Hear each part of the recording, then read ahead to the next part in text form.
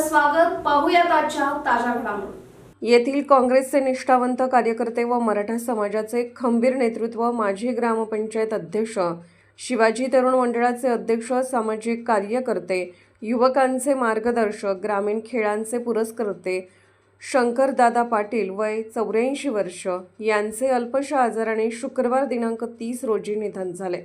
त्यांच्या मागे पत्नी, 2 मुले, 2 मुली, सुना, नातवंडे, भाऊ, भावजे, पुतणे असा परिवार आहे. ते दिवंगत नेते गोपाळदादा पाटील यांचे लहान भाऊ तर कर्नाटक प्रदेश काँग्रेसच्या जनरल सेक्रेटरी सुप्रियाताई पाटील यांचे चुलत सासरे होते. त्यांच्या निधनाने परिसरात हळहळ व्यक्त केली जात आहे. रक्षा विसर्जन सोमवार दिनांक 2 रोजी सकाळी 8 वाजता आहे.